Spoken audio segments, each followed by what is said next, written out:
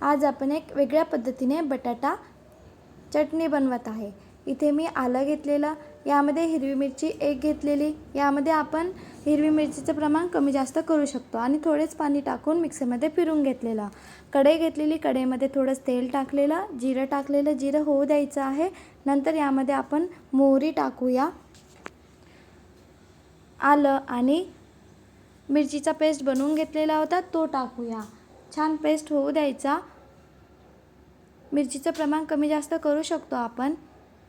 बघा छान असा जिरं, मोहरी आणि मिरची झालेली आहे। यामध्ये टाकूया मी उडीद डाळ 5 मिनिटसाठी भिजण्याकरिता ठेवलेली होती। एक पोहा खाच्या चमचने 1 चम्मच उडीद डाळ टाकलेली आहे। यामध्ये टाकूया एक कांदा। ही चटणी चपातीसोबत पण खाऊ शकतो आणि डोस्यासोबत खाण्याकरिता खूप छान लागतं। या पद्धतीने नक्की बनवून बघा। थोडाच कांदा होऊ देऊया।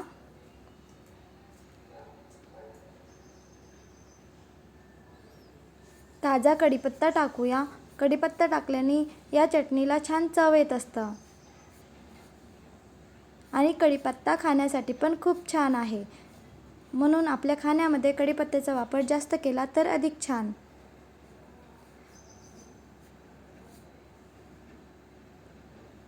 हळद टाकलेली आहे।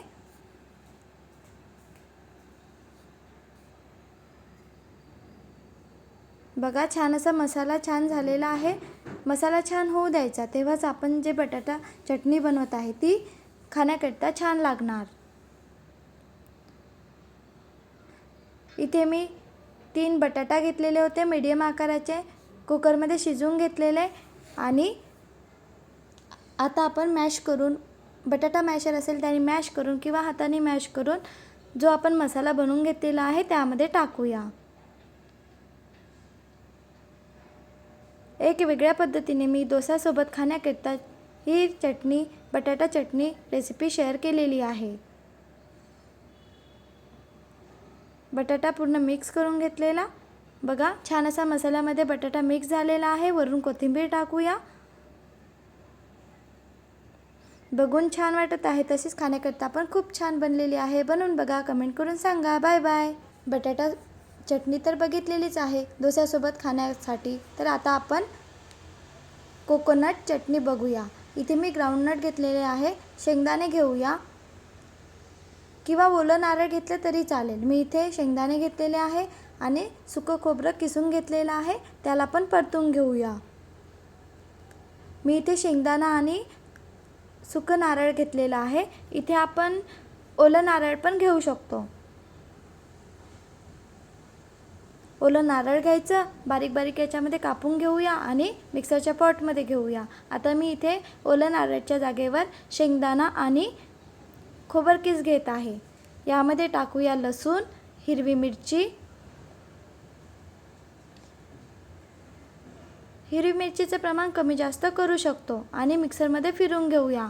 बघा छान असं मिक्सरमध्ये फिरून घेतलेलं आहे। आता आपण यामध्ये टाकूया दही आणि पुन्हा मिक्सरमध्ये फिरून घेऊया।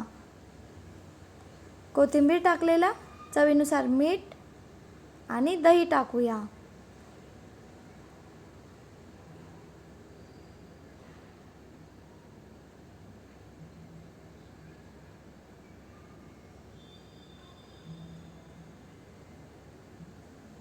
या पद्धतीने डोस्यासोबत खाण्याकरिता बटाटा चटणी आणि शेंगदाणा कोकोनट चटणी नक्की बनवून बघा।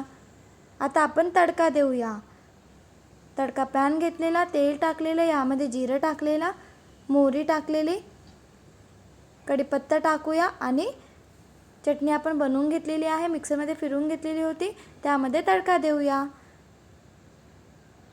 डोस्यासोबत खाण्याकरिता छान अशी बटाटा चटणी आणि ग्राउंडनट चटणी मी तुमच्यासोबत शेअर केलेली आहे। बनवून बघा, कमेंट करून सांगा। व्हिडिओ आवडला असेल तर please like, share and subscribe.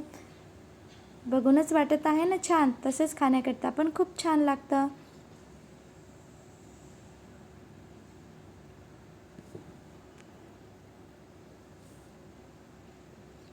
Bye bye.